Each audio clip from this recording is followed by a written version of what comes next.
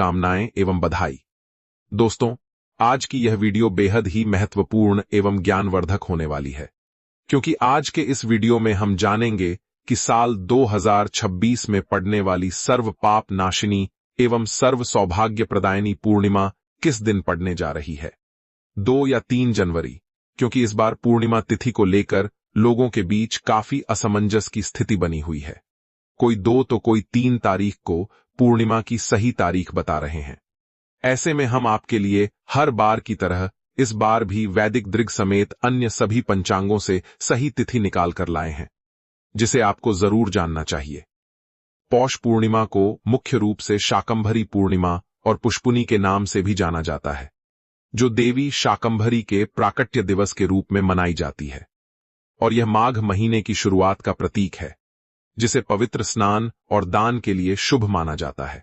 साथ ही जानेंगे पूर्णिमा का व्रत कब रखना है, व्रत कब और कैसे रखें, व्रत के दौरान किन नियमों का पालन आपको करना है, माता लक्ष्मी को प्रसन्न कैसे करना है, पूर्णिमा के दिन किन चीजों को खाना है और कौन सी चीजें भूलकर भी आपको इस दिन नहीं खानी है। साथ ही हम जानेंगे कि इस दिन आपको किन कार्यों को जरूर करना चाहिए और कौन से ऐसे कार्य हैं जो इस दिन आपको भूलकर भी नहीं करने चाहिए। इसलिए दोस्तों, इस वीडियो को शुरू से लेकर अंत तक बिना भगाए पूरा जरूर देखना। दोस्तों, वैसे तो हिंदू पंचांग के अनुसार हर माह में एक पूर्णिमा तिथि आती है, जो उस महीने की अंतिम तिथि होती है, जिसके बाद नए माह का प्रारंभ होता है। पौष माह की पूर्णिमा तिथि के समापन पर माघ माह का आगमन होने जा रहा है, जिस वजह से यह साल की सबसे बड़ी और महत्वपूर्ण में से एक मानी जाती है। इस दिन पवित्र स्नान, दान और तपस्या का दिन है, जो सूर्य और चंद्रमा के मिलन का प्रतीक है, जिससे ग्रहों की बाधा शांत होती है, मोक्ष मिलता है और मां लक्ष्मी व भगवान विष्णु की पूजा से सुख समृद्धि आती है। साथ ही इसी दिन से माघ मास के कल्पवास की शुरुआत होती है, जिस वजह से यह दिन सभी वैष्णवों के लिए भी अत्यंत ही महत्वपूर्ण हो जाता है। पौष माह की यह पूर्णिमा तिथि, जिसे समस्त दोषों को हरने वाली पूर्णिमा बताया जाता है। शास्त्रीय मान्यता है कि जो भी व्यक्ति इस एक पूर्णिमा के व्रत को रख लेता है, उसे जीते जी सभी भौतिक सुख सुविधाएं प्राप्त होती हैं, एवं व्रत के प्रभाव से, व्रत के पुण्य से ऐसे लोग 84 लाख योनियों में भटकने की जगह सीधे भगवान श्रीमन नारायण के धाम यानी कि बैकुंठ को जाते हैं। इस व्रत की विशेषता बताते हुए कहा गया है कि यदि कोई व्यक्ति किसी कारणवश शरद पूर्णिमा का व्रत नहीं भी रख सकता है, फिर भी यदि वह बताए गए तरीके से भगवान की पूजा आराधना करता है एवं शास्त्रों में बताया गया सिर्फ यह एक उपाय कर लेता है, तो उसे भगवान श्रीमन नारायण एवं माता लक्ष्मी जी का अद्भुत आशीर्वाद प्राप्त होगा।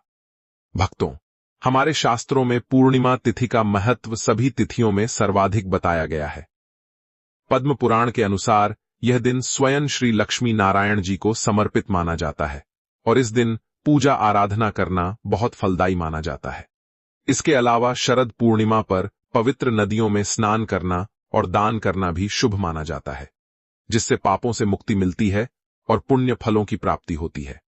दोस्तों, वीडियो में आगे बढ़ते, लेकिन उससे पहले यदि आप इस पूर्णिमा तिथि पर अपने और अपने संपूर्ण परिवार के ऊपर भगवान श्री हरि विष्णु और माता लक्ष्मी जी की असीम कृपा प्राप्त करना चाहते हैं, तो कमेंट सेक्शन में ओम नमो नारायण लिखकर हमारे चैनल को सब्सक्राइब जरूर कर लें।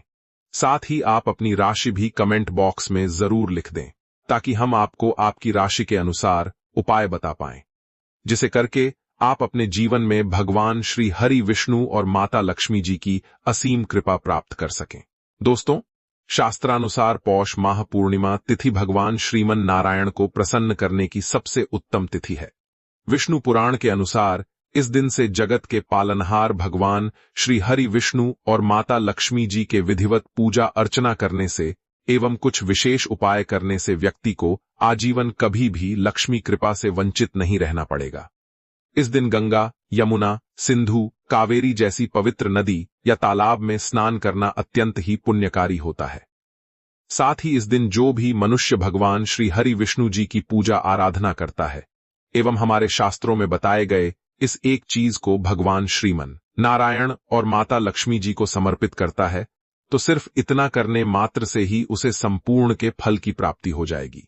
देखिए दोस्तों, श्रीमद् भागवतम के अनुसार जिस भी व्यक्ति को अपने जीवन में धन, संपदा, सुख, समृद्धि, शांति आदि चाहिए, भगवान श्री हरि जी के साथ साथ माता लक्ष्मी जी की विशेष कृपा भी चाहिए, उसे प्रत्येक पूर्णिमा का व्रत जरूर करना चाहिए।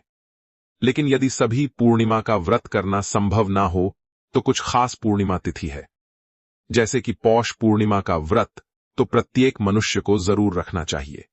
वहीं शास्त्रीय मान्यता है कि इस दिन जितना भगवान श्रीमन नारायण पूजा पाठ व्रत उपवास से प्रसन्न होते हैं, उससे कई ज्यादा प्रसन्न सिर्फ इस एक चीज के दान से हो जाते हैं।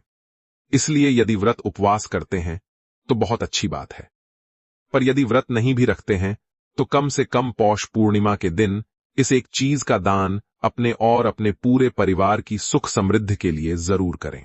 पंचांग के अनुसार पौष पूर्णिमा तिथि की शुरुआत 2 जनवरी को शाम 6:53 पर होगी। वहीं चंद्रोदय का समय 4:18 पर होगी। पूर्णिमा तिथि का समापन अगले दिन 3 जनवरी को दोपहर 3:32 पर है। ऐसे में पौष पूर्णिमा का व्रत 3 जनवरी को रखा जाएगा। देखिए दोस्तों, इस बार पूर्णिमा तिथि शनिवार को पड़ने जा रही है और शास्त्रों में ऐसा वर्णित है कि जब कभी भी शनिवार के दिन पूर्णिमा तिथि पड़े तो आपको शाम के वक्त बेल के पेड़ के नीचे सरसों तेल का एक दीपक अवश्य प्रज्वलित करना चाहिए। ऐसा करने के व्यक्ति का दुर्भाग्य सौभाग्य में परिवर्तित हो जाता है। साथ ही साथ इस दिन भगवान श्री लक्ष्मी नारायण जी की विधि विवत पूजा अर्चना करके घर में सत्यनारायण भगवान की पूजा अर्चना करने वालों पर आजीवन भगवान श्री लक्ष्मी नारायण जी की कृपा बरसती है। भक्तों, इस पूर्णिमा के दिन सबसे पहले आपको इस दिन कोशिश यही करनी है कि आप सूर्योदय से पूर्व उठ जाएं। उठकर स्नान आदि कर्मों से निवृत्त होकर भगवान के मंदिर को साफ करें, भगवान को स्नान कराएं, उनका पंचामृत से अभिषेक करें, फिर गंगाजल से शुद्ध करके भगवान के श्री विग्रह अथवा चित्र को पीले वस्त्र पहनाएं एवं सुंदर पीले फूलों की माला उन्हें अर्पित करें। फिर भगवान श्री लक्ष्मी नारायण के सामने या लड्डू गोपाल के सामने बैठकर आपको पूर्णिमा तिथि के व्रत को करने का संकल्प लेना है, जिसके लिए सबसे शरद पूर्णिमा के दिन प्रातः काल जल्दी उठकर स्नान करें और स्वच्छ वस्त्र धारण करें। इसके बाद घर के पूजा स्थान को साफ करें और भगवान विष्णु की मूर्ति या चित्र को पीले वस्त्र पहनाकर स्थापित करें। अब एक दीपक जलाएं और हाथ में जल, फूल या चावल लेकर व्रत का संकल्प करें। ओम श्री लक्ष्मी नारायण नमः।